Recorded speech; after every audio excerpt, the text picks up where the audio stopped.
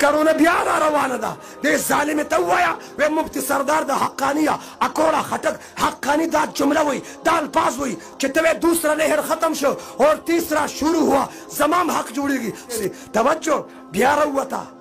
بیا راووته مال روجه خرابه مال اعتکاف خرابه خو لږ مخکې به تشریف راوړو موږ به پکې چیمس کړي وه مفتی سردار علی حقانی جو کرونا کے بارے میں نے پہلے جو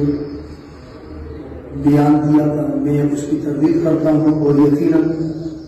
کرونا ایک مہلک بیماری ہے مسلمانوں کو اس بیماری سے بچنا چاہیے د دوی دغه بیان څه منافقانو راغستی دی یو یې ورسره زوړ بیان لګولی دی او ورسره لیکلی دي چې د توجه والا مولات یې سافټویر اپډیټ کو والله داسې حیران غوندې شمه چې دا بعضې منافقان وینم چې دوی علما کرامو پسې سپکې خبرې کوي د دوی سپکاوی کوي هډو بریک پې نه نیسي نه پې شرمیږي او نه یې د الله تعالی نه یره په زړه کې راځي پته نه لګي عجیبه غوندې خبره ده چې دوی خو په خوله ځان ته مسلمانان وایي خو والله دا پته نشته دی چې دوی به په زړه کې ځان ته د کوم مذهب والا وایي ځکه چې د دین اسلام درس ورکولو والا پسې خو هغوی داسې خبرې کوي اوس د دوی د مذهب هېڅ پته نه لګي دوی به زړه کې کوم مذهب رانیولی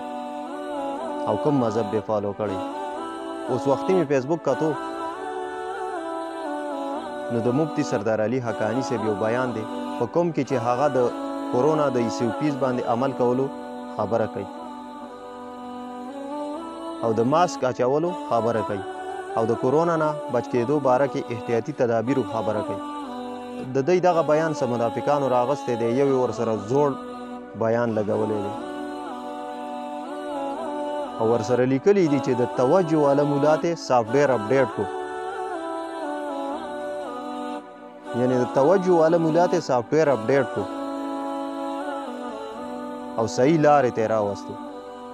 ډېرو زیاتو کسانو دا ویډیوګانې شیر کړي دي یو ویډیو نه ده ډېرو کسانو دا ویډیوګانې شیر کړي دي